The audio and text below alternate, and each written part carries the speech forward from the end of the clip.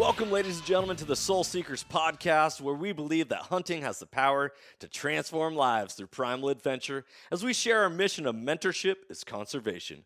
To learn more about everything we do, check out our show on Carbon TV or go to soulseekersnation.com. Freedom on, everybody, and stay soulful.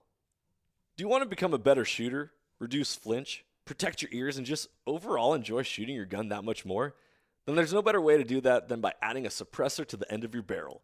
Be sure to check out Huxwrx Safety Co, as they are a leader in the suppressor world with their OSS Flow-Through Technology, virtually eliminating blowback and toxic gas that can affect weapon system performance and shooter health.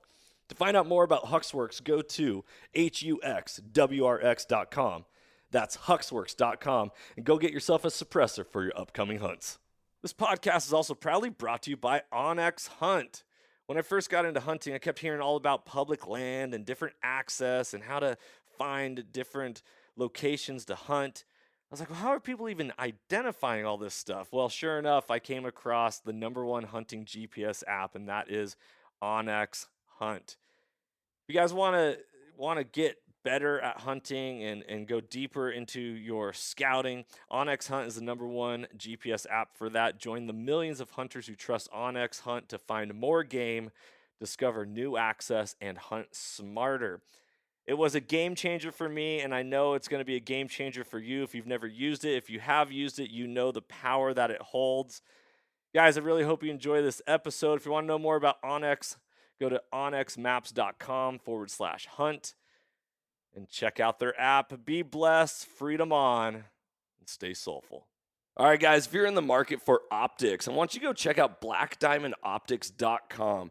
Black Diamond Optics offers world-class sporting and tactical optics, including thermals, all at wholesale pricing, direct to consumer. They are going to be partnering up with us for 2023, and I want to start pointing you over towards their direction. Check out Black Diamond Optics. If you've got any questions about it, shoot us a message. Love to hear from you. Be blessed, everybody. Ladies and gentlemen, welcome back to another episode of the Soul Seekers podcast. I'm your host, Johnny Mack, and today we are joined by Jimmy Balthrop. He is the sales manager at Alamo Precision Rifles down here in North Richland Hills, Texas. And we're going to talk a little bit about how I even got connected with Alamo Precision because of myself needing work to be done on a rifle, which led to a lot of other things and just diving into the world of good-hearted people that really care about their customers and doing everything to make this world and their experience the best place possible. So without further ado, Jimmy, my man, what's happening? Just another day, just building guns, totally normal job that everyone can relate to. So yeah, just another day. Like we mentioned when you were in here, kind of get jaded by the fact that, just build custom rifles all day and sell them. Right, man. So working in the gun industry, I mean, it's got to be a lot of fun. A lot of the same types of questions over and over, like I used to work in the grocery store. It's like, would you like paper or plastic? Would you like fries with that? That type of, same thing and very mundane. Yeah. One of the cool things, though, that I just, for all of you dads out there, you can add this to your repertoire that, in America, we have the right to bear arms, but in Mother Russia, they have right to hold bear. That was a 4th of July joke that I threw out there for some people, and some people didn't get it. That was bad. Your reaction is like, I'm not the dad joke guy in the shop. The guys in the back of the shop are all about the dad jokes, but I'm a little more bland, I think. Oh well, that's all right, Jimmy. We'll spice you up here before too long. So, guys, all you listening and tuning in on this IG Live podcast, what we're diving into is all the questions that you might actually have or run into in regards to what you might ever need a gunsmith for. I recently built a rifle a couple years ago, and I wanted to get it threaded for a suppressor. I wanted to lighten the load because I bought a rifle barrel that was way heavier than I really expected it to be, and I didn't even understand the concepts of barrel contours and all these different things. And so I walked into Alamo Precision. Well, first off, let me just say this, that I reached out to some friends. I said, hey, what's the best gunsmith that I should send my barrel to get threaded and taken care of? And they're like, oh, man, you got to go to Alamo Precision. was like, oh, sweet. Sounds like a Texas company. Looked online, found out they were 40 minutes away from my house. I'm like, oh, this is perfect. So popped on in and decided I gotta chat their ears off.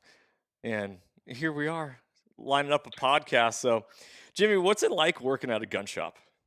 The best way I can explain it, Dave Nicholson, he's in Alaska now, but he was our main gunsmith for a really long time. The best way he ever said it, when people would ask like, "Hey, what's it like?"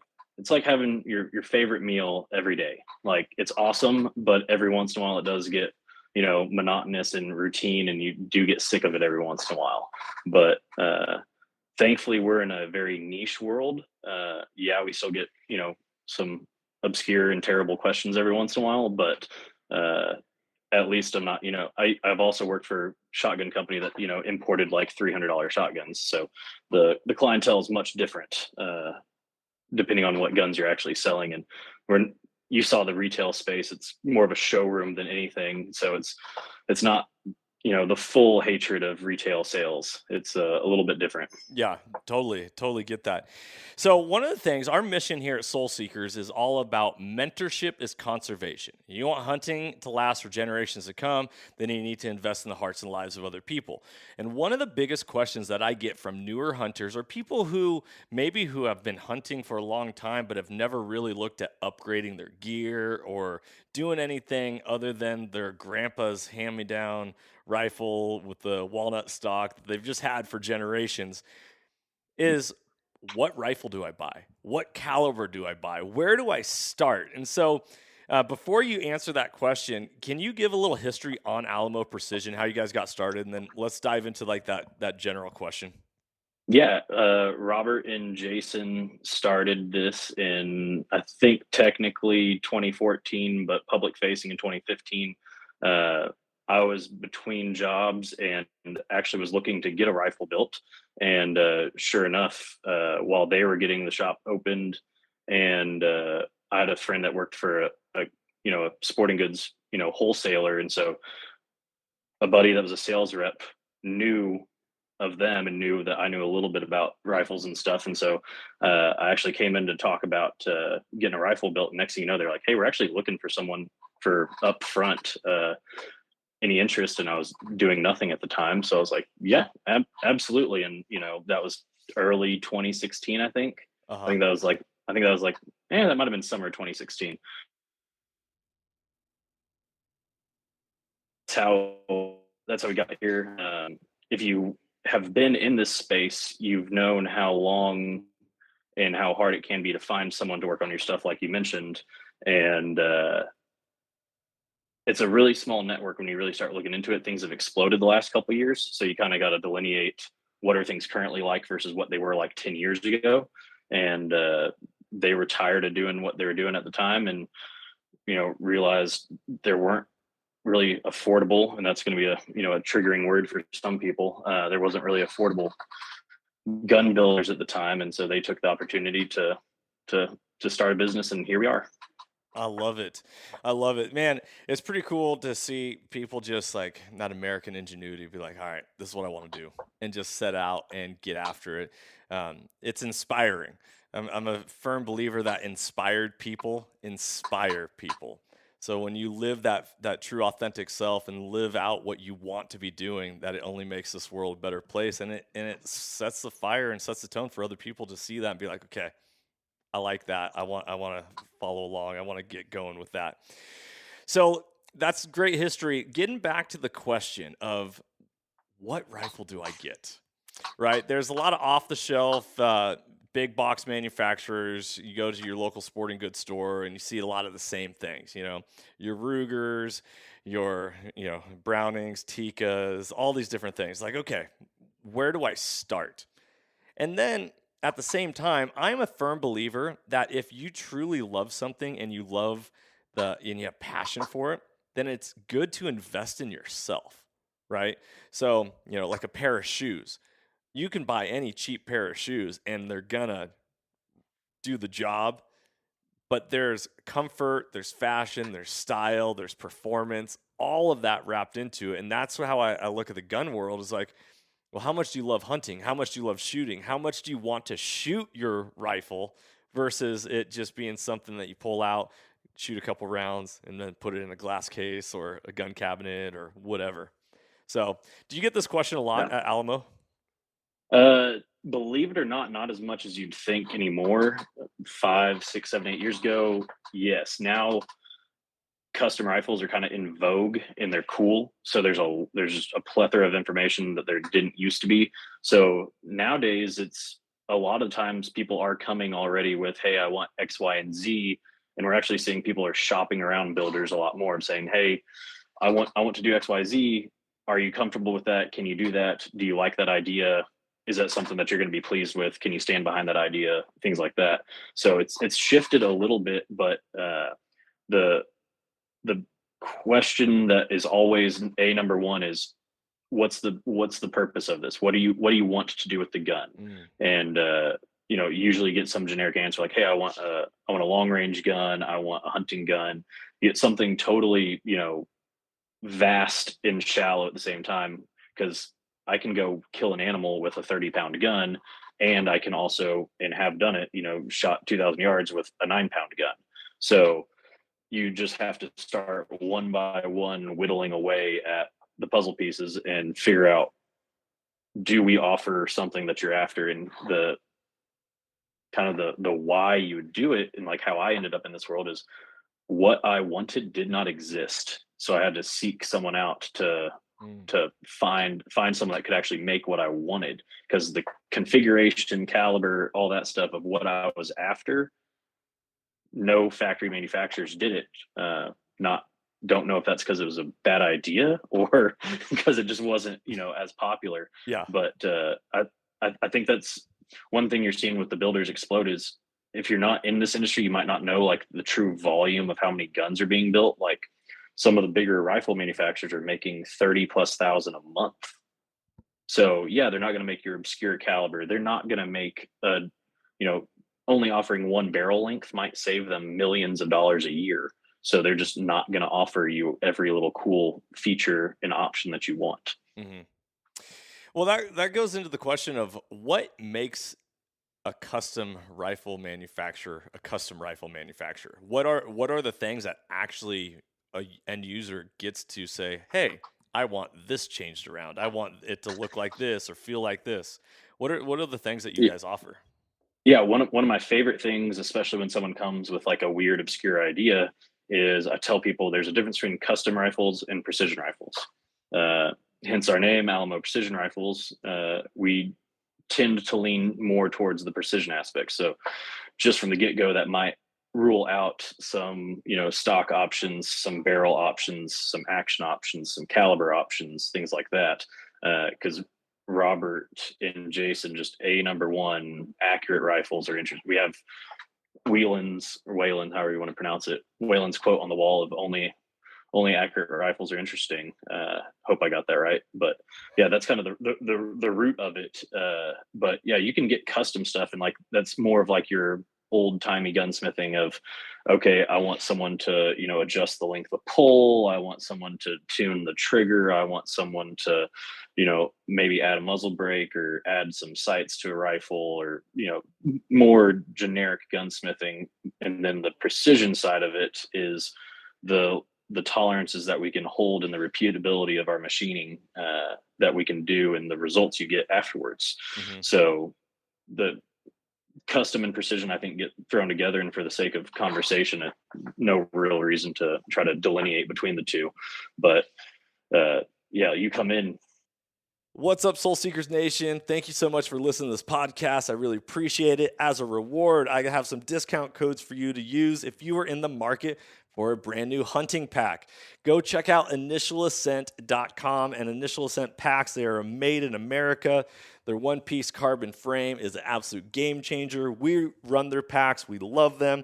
And you can save 5% at checkout by using the code SOULSEEKERS. That's all one word.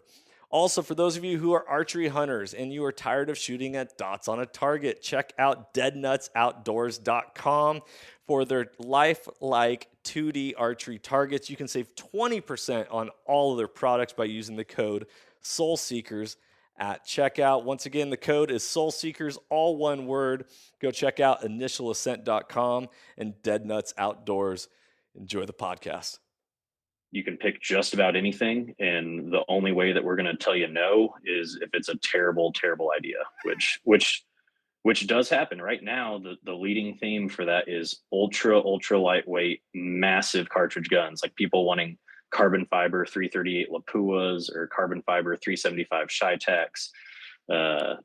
Those are the ideas that are tough because we might be able to build it, but we also have a reputation to protect. And unless we have an intimate relationship, and I know I can trust you to do it well, because believe it or not, shooting is hard and load development's hard, and all of this is insanely hard. And when you get lucky, it's awesome. But to be able to do it repeatably over and over and over again is a little bit of a different situation. That's interesting. That's an interesting perspective. Yeah, you ultralight but big caliber. That's people want lightweight guns are just hard to shoot, and there's it's the difference in custom and precision. Like there's some really awesome old school gun builders that build like stupid light, like 4.9 pound guns. Do I want to go shoot a group with it at the range? Absolutely not. Yeah. But do I want to carry it on a sheep hunt? Yeah. Am I going to be able to shoot a mountain critter at 800 plus yards? Maybe, depending on what it does. But you can build some really nice guns that don't shoot that awesome. So let's address this. And this is something that I hear a lot, and I could probably share my perspective, but you work in the gun world. So why does a lighter rifle typically not shoot the best, or typically not shoot the best at longer ranges? We got to define terms often in best, better, accurate, not accurate, precision, all that fun stuff. You can argue semantics all you want, but there's two things that are just true no matter what. Say you've got a 5 pound gun and you've got a 2 pound trigger on it, and you're putting 1 pound of force on it with your hand, and you're putting another pound of force on it with your face. You've got 4 pounds of force on a 5 pound gun. You're going to move that gun physically more than if that gun weighed 20 pounds. And then the other thing that's just undeniably true is mass is mass. So if you take a cartridge that's, creating 60,000 PSI, that transferring into 5 pounds of mass versus 20 pounds of mass is going to create a different situation harmonically through that gun. So usually bigger, heavier guns are more forgiving, but everything's relative. And so, it's tough to make generic statements, but there's a few things that are true about light versus heavy guns. Well, and maybe a lot of people that come and shop at your shop might have a lot more knowledge and experience. The people that tune into my podcast or might not be that experienced of shooting, and all of a sudden they're like, oh, okay, that makes sense, and I can get behind that. That's why bench rest guns are so heavy, right? Is like So if you look at I always reference this, and I think we talked about it when you're in here, like, if you want to know generally what is the best setup, look at who's spending the most money doing it. It's usually competition guys, and they make weight limits for a reason. There's no shooting sport for rifles that I'm aware of that has a minimum weight. They all have maximum weights. I'm sure someone will find one that I'm not aware of. But yeah, usually for NRL Hunter or the ELR stuff or F class or bench rest, they publish a maximum weight, and usually everyone tries to get as close to that as humanly possible. The downside is big, heavy guns suck to move around and they suck to carry, but you usually try to go as heavy as you can to make the easiest gun to shoot. So when it comes to a hunting rifle, what is your ideal weight? So I would throw kind of two categories in there. I'd throw, like, for us in Texas here, I don't know where most of your listeners are from, but for us here in Texas, general deer lease stuff, just a normal walking around gun, nothing crazy. I have a little 308 that totally scoped out, suppressor, everything, I think is 11 pounds, 11 and a half, I think. Fully capable gun, shoots really, really well. And being in 308 with the bullet I'm shooting, I'm fully capable to, I don't know, 400 yards or so with it, in my opinion. But then for most of what we build, the other half of that is big, long range mountain rifles. Hey, I got an awesome hunt that's coming up. If I see an elk at 4, 5, 6, 7, 800, I want to be comfortable doing it. And so then that usually steps you into bigger Magnum cartridges. And then it becomes a game of how heavy of a gun can you carry. But nowadays we're seeing really awesome setups, scoped out, and everything under 9.5 pounds is pretty realistic. Yeah, man, that's pretty cool. I was looking at your guys' custom rifles and ready to ship rifles, and that Mountain Hunter that you guys have, that's Yeah. sitting at like 7 pounds without a scope? Yeah, so scopes are the huge variable in weight, but a naked gun, I'd say nowadays it's pretty easy to build sub 7, but most guns, realistically, a 7.5 to 8 pound gun naked before optics is very realistic. Okay.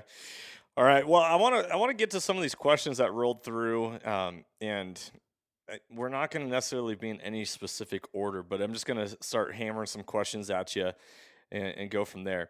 When it comes to gunsmithing work, uh, threading and muzzle brakes are like super popular nowadays. That's exactly what Yep. brought me in the shop. I had a 24-inch Criterion varmint light barrel that when I ordered a varmint light, I was like, oh, varmints are small, light sounds light. And then it ended up being really thick and very heavy, Yeah. and I was like, oh man. And Yeah. that's maybe ignorance, or I don't know, just, gun people know stuff very well and they can ramble off names and stuff. And then the people who are absorbing it, it's like getting fed by a water hose, it's just like, Yeah.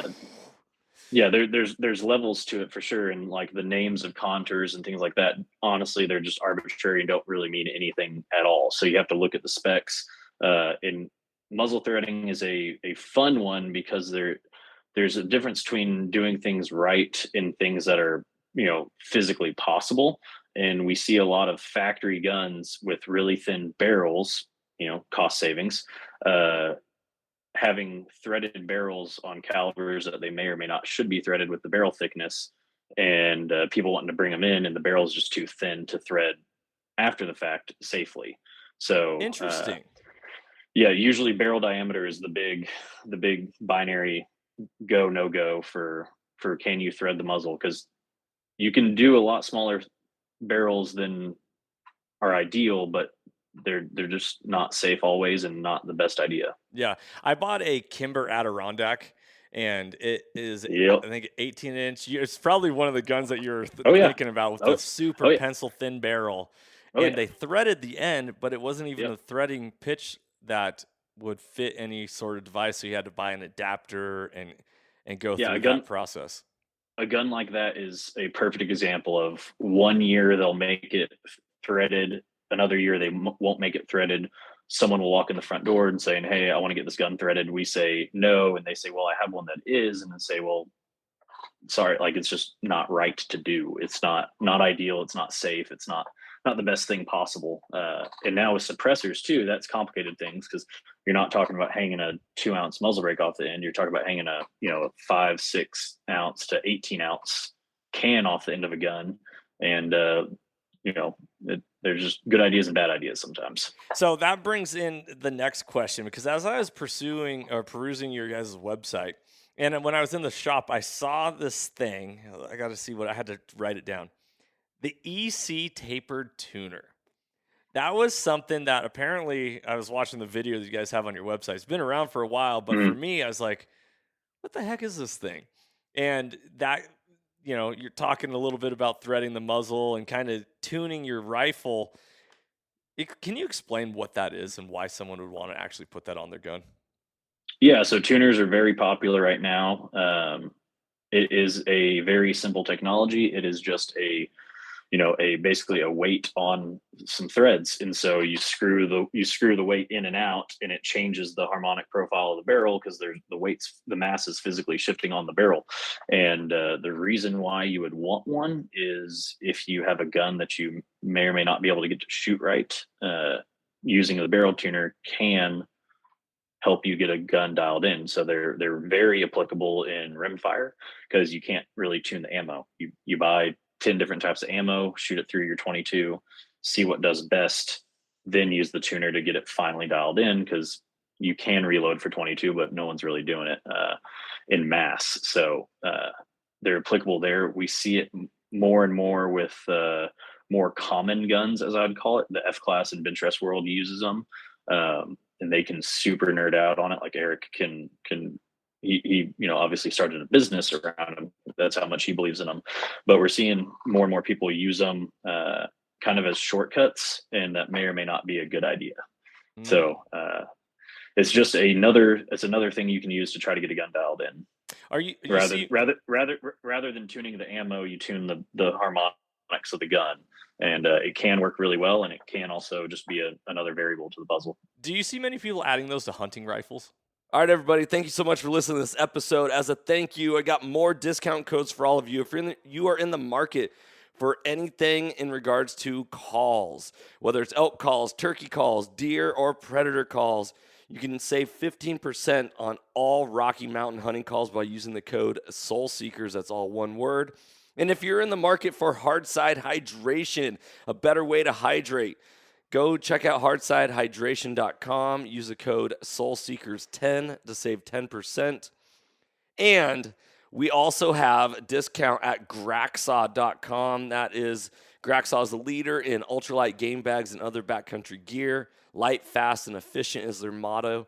Use the code SOULSEEKERS, all one word, to save 10% at checkout. Yes, we do. I think I mentioned this when you were in the shop.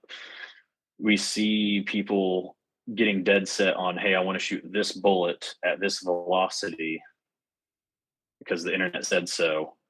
Surprise, your gun happens to not like that combination, and you throw a tuner on it thinking that it's going to be the saving grace, and it may or may not work. So we're seeing lots and lots and lots of them on hunting guns. But if you can't tell from the undertone of me, I have to deal with people calling and asking about them all the time. So I'm a little soured on them, but they're a fantastic option. But just like everything else, you have to use them appropriately. Interesting. I'm gonna have to do my research on those more and more. It's fascinating, all the things that people invent to mess with. And the thing is, they're not new. It's a really old technology. It's really simple technology that it's tried and true. And I guess the whole time doesn't exist, or it's a flat circle, or whatever it is. We just keep coming back to the same ideas over and over again. Right. There's only so many different ways you can reinvent things before you just go back to the beginning and start with what you guys had. Okay, so this one that comes up often, and actually had a buddy of mine up in the state of Washington. He missed on a black bear last year at probably like 350, and he was trying to figure out, was it a scope, was it him, whatever. And it turns out that his barrel ended up losing its accuracy after a while. How often do you actually need to rebarrel a rifle, or how many shots is typical for a standard hunting rifle? Not necessarily competition shooting, but can you have granddad's gun and have it still be accurate, or is it going to reach a point of that's time to put some new souls on that? The short answer is every barrel's different. But most cartridges are going to be in that, 1,500 to 2,500 range. In the grand scheme of things, most people do not shoot that much, especially hunting guns. Mm-hmm. So more than likely, what happens is it's a degradation in accuracy due to care. The gun sits in the garage for 10 months out of the year. You forgot to clean it last year before you put it up. It's dirty. Fouling and cleanliness of the barrel can affect accuracy a lot. Interesting. Okay. So with that being said, then, do you believe in break-ins of barrels? So as I mentioned earlier, you got to define terms. Okay. Break in means different things. So take take us for example. We're using almost exclusively cut rifle barrels that are hand lapped from the factory. Then throughout the process of us building the gun, it's getting cleaned, has coolant running through it, cleaned again, test fired, cleaned again. It's going to be the smoothest it's ever going to be in its entire life when it's brand new. And then the, air quote break in may be the fouling of that barrel. And you got to define what the break in is. So for most people, that will be group size shrinking down and getting tight and accurate. And that will usually tie in a little bit to the condition of the bore and the fouling of the barrel. And depending on powders, bullets, cartridge, all that stuff, it varies a lot. But usually on high end barrels, you'll see anywhere from 12 to 40 rounds. You can start making some really good inferences as to how that barrel is going to do. But then take like our ELR guns that we shoot to, extreme distances. Break in for us in that is velocity. So a lot of guns, a lot of cartridges and barrels, somewhere between 80 and 150 rounds, you'll probably have a velocity shift. Usually they'll speed up a little bit because that barrel gets more, roughed out through it. Because every time you're lighting it off, you're setting off, 60,000 psi with, thousands of degrees, and it's rough on the barrel. So that degradation of the condition of the bore is adding pressure. So usually somewhere around 80 plus rounds, you'll see a little velocity shift. And so like my data will completely change pre and post, break in. Interesting. But for factory guns, where this really started is in the old days, with really, low grade factory barrels, those barrels would be in insanely rough condition when you took ownership of the gun. And so you would have a gun that shot like absolute crap for the first 10, 20, 30 rounds until you got things fouled in correctly. So that's more where the whole break-in thing comes from, older production guns, but it definitely still applies. You just got to define what the break-in means to you. So interesting. And everyone has an opinion, right? Isn't that also like, this is what my granddaddy did, and you can start searching for break-in procedures and start pulling your own teeth out, and you'll see, we finally get asked about it so much we had to make a generic statement, little one pager that comes with our rifles. But depending on the gun and what you're doing with it's going to vary. So there's lots of things learned through just shooting a lot, and if you don't shoot a lot, you may never learn the little intricacies of what break-in and fouling in and things like that. Pick your term for what you want to use it for. Yeah, that makes sense. One of the questions that just popped up in our chat right here is someone said, and this is what are your thoughts on bedding chassis? Chassis are starting to become super popular, especially in crossing over into hunting now and all that. So what are your thoughts? So we being a precision shop, we prefer to bed everything that's, possible to be bedded. So if the chassis allows it, we like it. Do you lose the modularity and the ability to just throw in another action? Yes, but hence the beginning of our conversation, difference between custom guns and precision guns. Look at who's spending the most money. There's not a lot of chassis in F class. There's not a lot of unbedded guns in F class. But then you look at, say, PRS, probably the least precise of the shooting sports for bolt action rifles. You'll see a lot of chassis, but you've got little tiny cartridges in 20-pound rifles. So harmonically, you can get away with murder in those guns. One saying that I love is better is better. If you have a chassis gun, it might shoot awesome. 3 months later, it might change. Going from, an aluminum chassis on to stainless action with chromoly action screws or titanium action screws. You got dissimilar metals going, especially for us here in Texas, and I'm sure with y'all in the Pacific Northwest, the extreme cold, you can go from 60 degrees in the house to 90 outside, back and forth, or you leave the gun out in the sun and that thing gets up to 120 degrees, expansion, contraction over time.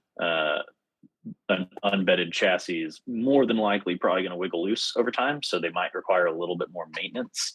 But then, kind of, the theme of this conversation of me playing it pretty neutral. You got to define your terms and define what's good and bad for you, because having modular guns that shoot pretty well, it's freaking awesome.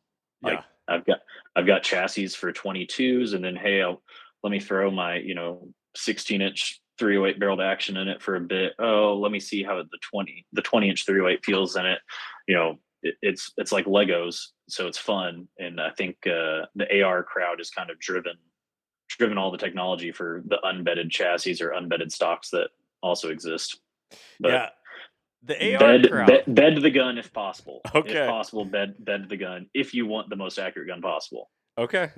That good to know. Great. Thanks for the question that was asked right there. Going down the list, fluting barrels. When I came into the shop and I was like, "Hey, I got this barrel, it's super heavy. I want to cut some weight," and you were like, "Well, what's the point? Like the purpose and what type of barrel is it, and all these things." Can you just run down that conversation that we had in the shop, and then give the information that you totally would typically talk to a person about?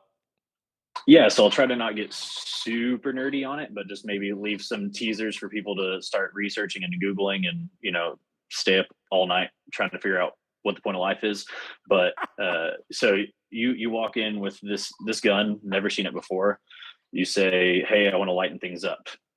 Cool. So you've established that's a number one goal for the gun, to lighten it up. Fluting is an option. Also, shortening the barrel is an option. Changing a stock, changing a scope, changing everything on the gun possible is an option. And usually, if you've caught on to the theme of we like accurate guns, usually the barrel is the last place that we want to make compromises. And so on your particular gun setup, if we fluted the barrel, we may or may not save 4 to 8 ounces, maybe 10 on a good day.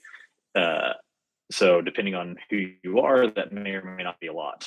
Well, on your barrel also, like cutting like 4 inches off the barrel would also do the same thing.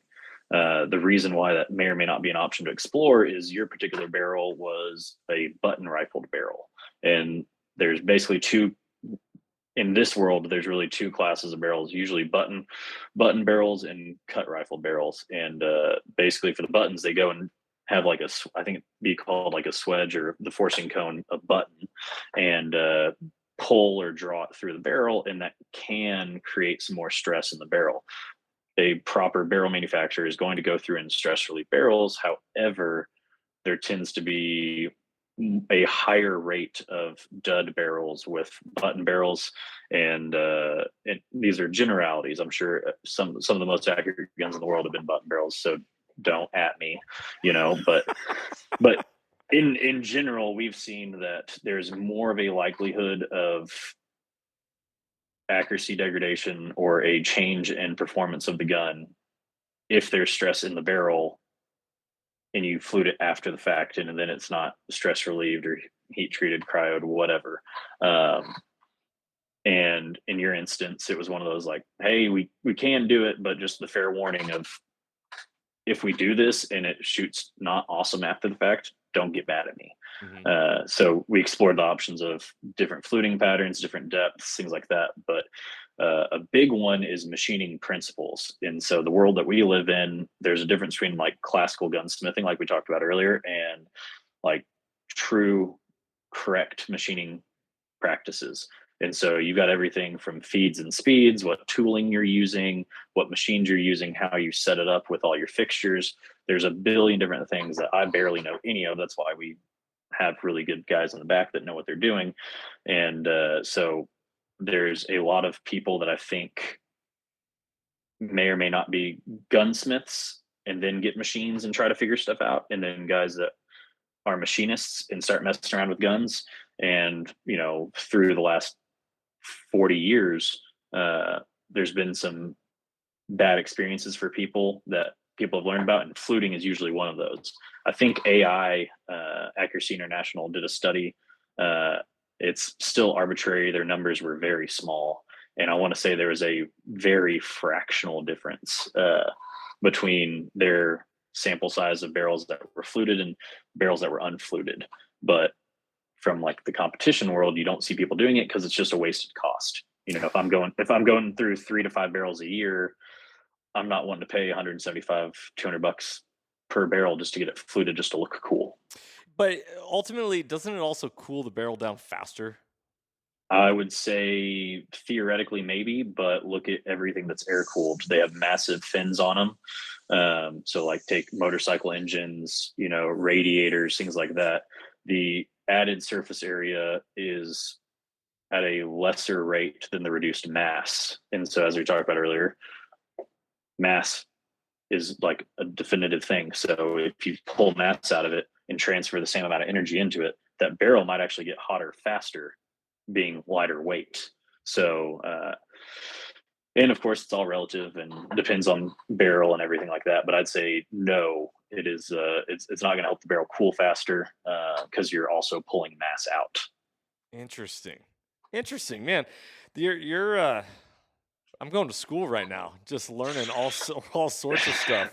There's a lot to discuss, and everyone's always learning. And yeah, we're only 30, 40 minutes into this, and yeah, I do this all day, every day. Don't worry.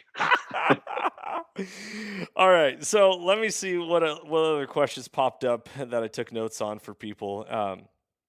I think in regards to like the whole gunsmithing and different stuff like that, we covered a lot of it. Last question before we move into like the hunting concept, hunting topics, is when Alamo Precision chooses their components that they use that you guys don't make yourself, why is there certain relationships that you prefer to go with, or is it because this is what you guys use and you know it works and you can count on it? How does that go? Because a lot of custom or precision rifle makers, it's not all the same. Yeah, I'd say the easy answer is all the above. So it definitely plays into what quality products are we seeing. Things change. This world is all the stuff is still made by people on machines, and things are subject to change. The current barrels that are doing really good right now may or may not have even existed 20, 30, 40 years ago. And 10 years ago they might have had a bad run.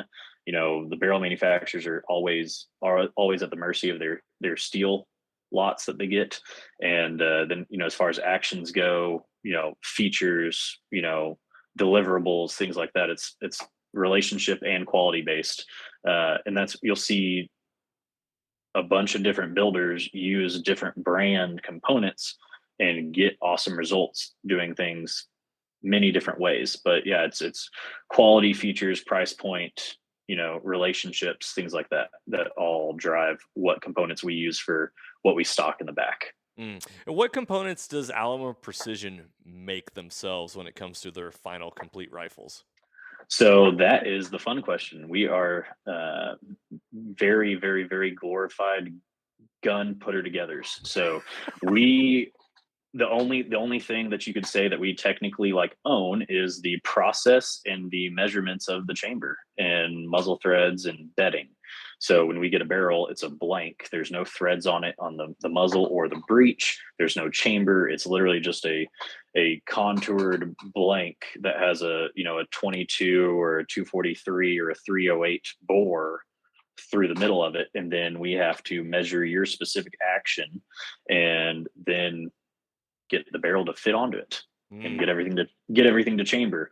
And the tolerances that are acceptable for good and bad are very, very, very tight. Usually everything's in thousandths or tenths of thousandths of inches to give your listeners an idea of like just how precise everything's getting. And that's basically what you're paying for when you come to a builder, is the knowledge and experience and the ability to precisely machine components to work together. Right. And that makes sense. And the time and energy and effort of putting that all together and sourcing it, that costs money. And yes, you could potentially build your own rifle in your garage yourself. And if you're not experienced with it, then you're trial by error, and you're going to have to Yeah, work through that quite a bit. and so like right now, what you also pay for is service and support in the relationship. So currently, the pre-fit barrel thing is a really big thing, also driven by the AR people of the world, and so people want to build their gun at their house, and you can get some really awesome results. However, hypothetically, say something is a little awry and something's not going super awesome, like your barrel was a pre-fit, so say it's not shooting awesome. Who do you call? Who do you Right. who do you talk to discuss what may or may not be going on? Because keep in mind the level of precision that most people are after these days is like honestly like insane. Like half-minute guns are not entertaining to a lot of people anymore. 1 MOA guns are definitively not entertaining to a lot of people anymore. So the level of consistency and precision, and I think the consistency is a good point to talk on too. Like you might get a gun that's shooting really well when you put it together, but what happens next year when you break it out of the case again and go to shoot to get ready for hunting season and something's going on? Like if you bought all the components yourself and put them together yourself, who do you go to talk about what may or may not be going on with it? Right. Right. No, that makes complete sense. I love that. All right. So last gun question that we have before we move into the hunting topics is this might be a little bit outside my knowledge scope. Do you always make the same muzzle on the barrels, 11 degrees question mark? So someone's been on the internet. So we do a 90-degree recessed crown. So the point of the crown is to evacuate the gases from around the bullet. So hopefully you have no turbulence, no interference, no nothing. 11-degree crowns used to be like the go-to popular thing to do. There's a lot of different opinions on why that may or may not be. My current leading theory on it is back in the day, flat-based bullets used to be really popular. So the back of the bullet, literally just, a square. And if you're trying to stabilize a projectile coming out of the end and it's, just a straight, square, then the 11 degrees not really going to do anything good or bad. It's going to be a kind of a smooth transition out, and you'll get away with it. But now we have boat tail bullets where the back of the bullet is, kind of a trapezoid looking thing. And so if you took a flat base and an 11 degree versus a boat tail and a 90, you kind of end up with similar geometry sometimes. Yeah. So that's my current fun theory on that. But really, I think a lot of it also ties into machining capabilities from back in the day. You machine a crown, it's not super awesome. You go and touch it up with, some sandpaper or something. Surprise, you just beveled that edge a little bit. So now let's just bevel it a little bit more, things like that. Robert would probably have more inside knowledge from a machining standpoint as to why that would be. But yeah, we find the most consistent results with a 90-degree crown. There you go. All right, perfect. Thanks. Thanks, Whitehead Guns, for asking that question. Okay, so one of the cool things that I love, especially being a Second Amendment enthusiast for a long time, not every gun shop you ever walk into are they also hunters, right? There are two different areas of people that shoot guns. There's people that just shoot them, and those people that use them for different applications. You guys are hunters. You guys love to get a field. You love to put your tools to the test and all that. And I really love that about you. And especially with me being newer to Texas, there's this real big misconception that there's no public land in Texas. No public land. And I'm having a hard time figuring that out myself, where it's like, okay, I don't know if I'm going to be able to shoot a buck this year. I got permission to shoot a doe. And who knows, it could be maybe a couple of years until I get access to getting on a lease, which is super difficult, and having access to shooting something with antlers. But with that being said, there's something really cool in the state of Texas, and that is their public land permits that everyone can apply for, not just Texas residents. And so you have a lot of experience with that, Jimmy, you said, and I'd love to talk about that because I just got my email yesterday saying that the Drawn hunts are now available for Texas Parks and Wildlife, and it offers all sorts of stuff from mule deer, antelope, whitetail, alligators, turkeys, hogs. I mean, the list goes on. So, what's your experience with that? Yeah, so I'd say, again, a common theme with me is defining terms and things like that. And public land is, a term that people have different meanings for. And so what we don't have a ton of is nationally, regulated or managed lands that are free reign year round that you can shoot on or do, other activities on year round. We do have tons of public land, but a lot of it is state managed and closed for a lot of the year, and not just like free reign, go shoot rocks on the side of a hill, like people in Idaho like to do. So Right. uh like and so years ago it transitioned to online, and so a lot of it is you know get on the Texas Parks and Wildlife website, get the e-postcard draw hunts, and you can literally, now I was doing it today, you can sort by area, you can sort by species, and then they publish the applicants, draw results, success rate, things like that. And most of the normal tags or applications are $3 to apply, and then if you get drawn for anywhere from 8 to $150 for most of them. But in Texas, we have not a restriction on tags, but a restriction on the access. So like I'm not as well versed in this because I got a lifetime license when I was 17, I think. Awesome. But basically every year, if I didn't have that, I go pay like $86 or something like that for a super combo that gets me everything other than like, some saltwater fish tags and crane endorsements and things, a couple weird things. Your migratory bird, waterfowl stamp. I get like 20 something tags a year for like 80 something bucks. So I can shoot 5 deer, I can shoot, or well, 5 whitetail in across the state, a couple mule deer, pronghorn, turkey. You get the tags, but you don't have the necessarily like the free reign access to just go walk in a field somewhere and shoot something. So our game here is a little bit different on, you got to find the access. But the cool thing is most of those parks and wildlife hunts, I shouldn't say most, some of them, a lot of them, depending on the property, they'll give you a tag. So you don't even have to use your own tag on those.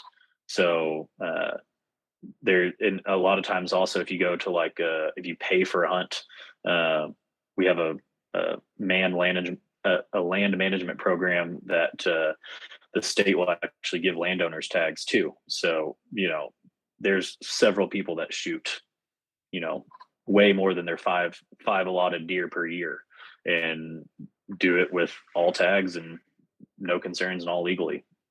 Dude, that's so awesome. Yeah, one of the most fascinating things is the amount of money you're talking about. Because have you ever applied for any Western big game hunts or put Yeah. in for special permits?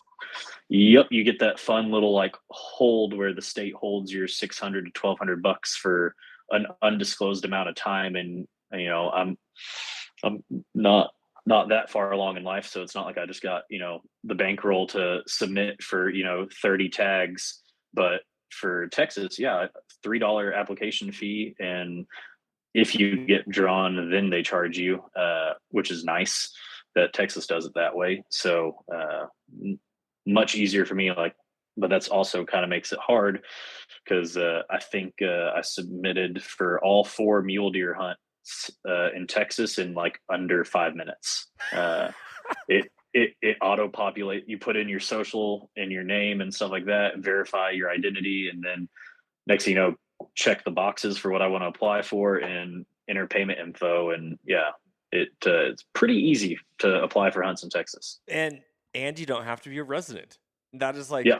that was one of the things that I constantly was looking at, is how are people hunting Montana and Idaho and Colorado and all these states year after year and putting in all this effort and time and money? Is like, I don't live by a credit card. I'm very budgeted. Being a school teacher for the last 16 years, like I got this much money, and if I want to make anything more than that, I'm sacrificing my family time or even my hunting time to to make up that money.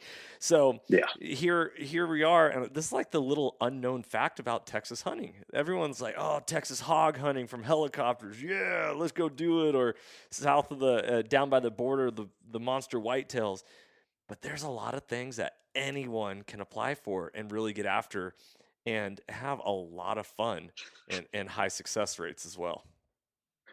Yeah, and I'd say a lot of it for Texas gets a bad name for paying for leases, paying for hunting. A lot of it comes down to the time versus money variable. So like I still enter for some of the selected, some of the cool public hunts, but then I'm busy here a lot of the time. So it's like, do I want to spend tons of time trying to get drawn for stuff in different states, or how much energy do I really want to devote to it? And hey, for a couple $1,000 I can get a lease that I can go to literally whenever I want, and it is private, so I got full control over it. So depending on where you're raised and how you grew up hunting, you may or may not think that's a good idea, but for Texas at least, a lot of it is a time versus money thing. Right. Right. And time is money, right? So ultimately it's like, okay, where do you want to Yeah, yeah. stake your claim? It's like perfect example. We got a buddy that got some awesome tags in Wyoming, I believe, and it's like, oh crap! So now, great, you got an awesome tag, but he's now trying to figure out how to get an extra week of vacation off and go spend a week and a half up there scouting, so he doesn't waste that once in a lifetime tag. Yep. Hunting is such an interesting thing. It's so captivating. It's so polarizing, and at the same time, it's like I got to find a career in which I can just do this full time and not have to compete against anything else. Because ultimately, I would love to just be a field and go chase animals and do that. But there's this thing called work that gets in the way, and I don't know. Life is wild. Are you married? Do you have kids? I'm not Is single, no kids. So I when we talk about hunting, like yeah, I come hunting season I put a lot of miles on the truck, so I'm gone a lot. Does Alamo Precision work with you guys a lot on that? Being that they're hunters as well, and like, hey, sorry, it's hunting season type thing. Uh, Short answer, no, Yeah, no, because it's basically it's we want to hunt too, but so do all our customers. So we'll try, if anyone has any big hunts coming up, like we just know, seniority goes down the list. Like I know the second Robert starts seeing rut stuff at his lease, he's gone for the week. So cool. I get second dibs. So but John, who you met, who works for me up front, uh, if he can't cover, customers come first, unfortunately. In yeah, this situation, I'd love to just dip out for weeks at a time, but say something goes wrong with your gun in the middle of hunting season and you're about to leave for Colorado for a once in a lifetime tag, like surprise, yeah, you need help. yeah. The show must go on, right? Yeah, We gotta make sure yeah, that and on your guys' website, one of your big things that you hang your hat on is that you want to always make sure you take care of your customers. So yeah. which This world is not very big. There's not that many people, despite it being as popular as it's ever been in history. There's still not that many people building, you know, custom rifles. So reputation travels. So if you do people dirty, you're going to lose customers. So yeah, customers come first always. I love it. Okay, for anyone who's listening to this podcast that's not within driving distance of your guys' shop, how easy is it to call you guys up and be like, "Hey, I'd like you to do this work on my rifle. Will you allow me to ship it to you and all that?" And what is typical turnaround time It's on that, stuff? there's like one, there's not a big fan of all the gun laws and stuff, but there's one good exception, gunsmithing service and repair exception. So for gunsmithing service repair, things like that, you are allowed to ship guns to and from shops to get them worked on very easily. So yeah, just call us. We only have 2 phone lines, so sometimes the phones get a little busy, but you can call or email, and we'll get back with you and figure out what it is you're wanting done, just like your gun. So granted, it's a little tougher over the phone sometimes to describe what may or may not be plausible with the gun, depending on what you're wanting done. But yeah, people, we get guns shipped in every day. Mm. Okay, great to know. What is typical turnaround time? Like, that's a hard. No, I understand. We got to be specific on this. Let me back up. Yeah, If someone ju- zero to 1 year is typical. Zero days to 1 year.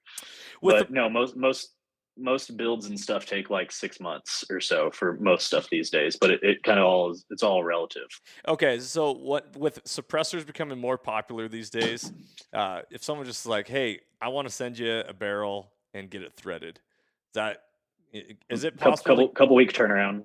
Okay, so Yeah, potentially, couple weeks. if they get in line in the right spot, they might be able to get it before hunting season by the time this podcast goes out. Oh, for sure. But then this is the fun thing. Keep in mind, you're not the only one trying to do that. So usually, come about August, September or so, we have to have a come to Jesus meeting and say, all right, we now have a 6 or 8 week backlog for getting muzzle threads done. We need a absolute drop dead date for guaranteed for, and usually for us, because it's rifle season, or most of what we're dealing with is rifles. Our rifle season in Texas generally starts the first weekend of November, so we'll usually try to figure out somewhere around August, September when our drop dead date is, and stop promising things by October 1st. Gotcha. Okay. Great to know. Great to know. Dude, Jimmy, I'm honored that you were able to hop on this podcast. Thank you, brother. I really appreciate it. Thanks for taking care of me in the shop Absolutely. and all that. Is there anything that you want to make sure you share with the listeners before we wrap this bad boy up? General things that I say to people are, don't be afraid to ask questions. There are stupid questions, but if you ask them correctly, they're not bad. Uh, Literally, I could be doing so many other things with my life other than this, but I truly do want to help get more awesome guns in people's hands. Like I could be doing so many other things for a job, but this is fun. I love it. Ask as many questions as you can, because you don't know what you don't know. And there's one thing that is definitively true, is that all of us that are in this industry, in this world, have wasted copious amounts of money doing dumb things. And we want to make you not do that. So ask us, just Yeah. ask questions. Experience, trust the experience of people who have gone through the process before. Yeah. And then the only other thing is, competitive shooting is a really big thing that drives the gun industry and the gun world and politics in the US. So do anything you can to try to figure out somehow to get involved in shooting sports. It's awesome. There's fantastic organizations. There's so many good things. You'd be surprised at how much there may or may not be around you. Here in DFW, this is actually like an epicenter. We have a bunch of Olympians for trap skeet, shotgun sports. We've got several F-class guys that are legends in and around the area. Lots of top 10, top 20 PRS shooters in the area.